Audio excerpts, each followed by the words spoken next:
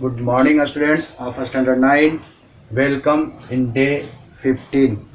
As you know that in day 14 I have discussed about what is the total gravitational force act on a person on the earth when two or more planets come in the straight line of the earth. Okay, today I am going to discuss about very important topic, Newton's third law of motion and gravitation. That means we will correlate between Newton's third law of motion and gravitation. Okay.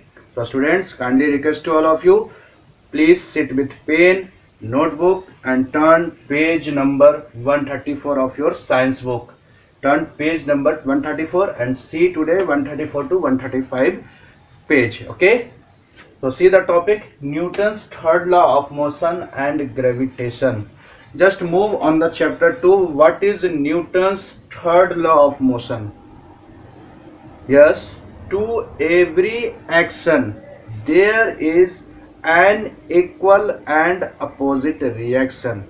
That means if a body exert a force on the second body, then the second body also exert a force on the first body, and the magnitude of these two forces will be equal but in opposite direction. Let us see in the figure. Suppose that this is object A, which mass is m1, and this is object 2, which object B, which mass is m2. Object A exert a force on object B, which value is FAB, in this direction, left to right direction, whereas object B also exert a force on the object A with a force FBA in the right to left direction, and according to Newton's third law of motion, FAB is equal to FBA with negative sign. That means direction should be changed but the magnitude will be same. This is according to Newton's third law of motion. Okay, when any object attract with other object. But gravitational force, you know, I have taught you, gravitational force is a action at a distance force. That means gravitational force, in gravitational force, any object also exert a force on the other object at a some distance.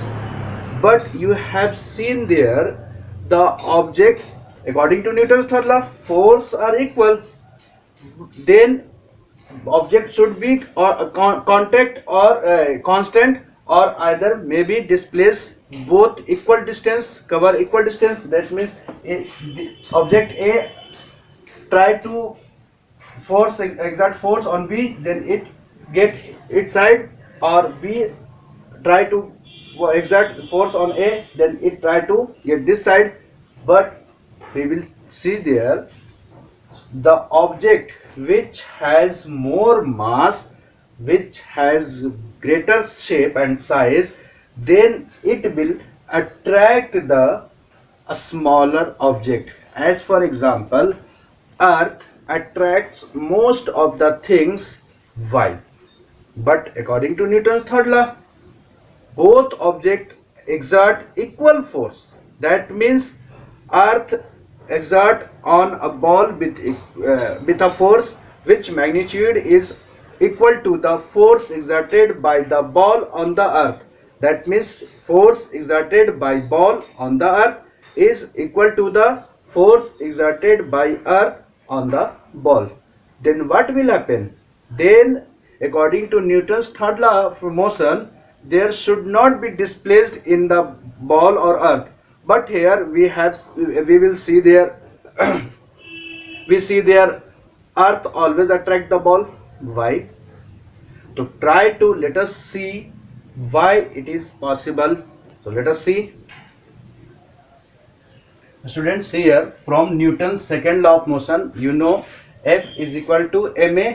That means you will say that A is equal to F by m. You will suppose equation 1. Okay, acceleration is equal to force by mass. Now you know F is equal to G M me by re square. Suppose that the mass of that ball is 1 kg. Okay, so you will put here capital G values 6.67 into 10 to minus 11 into m, mass of ball 1 kg, into mass of earth 6 into 10 to the power 24 by radius of earth 6.4 into 10 to the power 6 whole square. When you will solve these terms, then you will find there F is equal to 9.8 Newton. Now put the value of this F in equation 1, okay, and you will try to find the acceleration produced in the ball. So A, B, that means A for acceleration, B for ball. A is equal to F by M. F is equal to 9.8 here, and by M, mass of ball 1. So acceleration produced in ball is 9.8 meter per second square, whereas acceleration produced in the earth is A is equal to F by M 9.8 by mass of earth 6 into 10 to the power 24.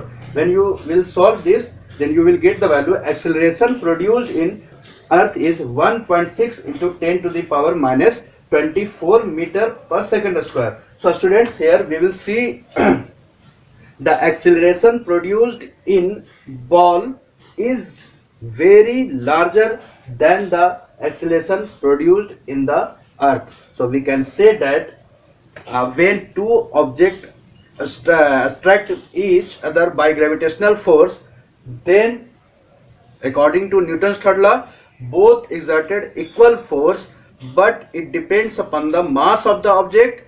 Greater mass of the object which has greater mass exert equal force, the object which has lesser mass also exert equal force, but acceleration produced in the smaller object is very large as compared to the bigger object. So in the case of a smaller and bigger object, the bigger object does not displace, but it displaces very less as compared to the smaller object, and a smaller object displaces very large, and bigger object displaces very less, which is not seen by our naked eyes. That means when earth attract anything, then earth also move in upward direction, and the ball or any smaller object moves in the downward direction, but the acceleration in the ball is very large as compared to the acceleration in the earth. Okay, so we can say that earth move also, but it cannot be seen by our naked eyes. Students, today I have discussed about acceleration produced in earth and the ball when gravitational force act between them, and we will compare with the Newton's third law of motion and gravitation. That means anybody say that can Newton's third law of motion is applicable in gravitation or not? You can say that, you say that, not can say, you say that yes, of course Newton's third law of motion is also applicable in gravitation. Okay students, today's class is over. Now it's time for your homework. Write down your homework. Students, see, this is your homework for day 15. Today I have given only one question. Calculate the distance covered by earth and ball of mass 1 kg when both attract each other by gravitational force. That means you have to find today I have find the value of acceleration produced in the earth and the ball when both are attracted by gravitational force. You have to find here how much distance travel, that means how much earth moves in upward direction and ball moves in downward direction when both are attracted by gravitational force. Okay students, today's class is over. Thanks to all of you for watching me. Have a nice day.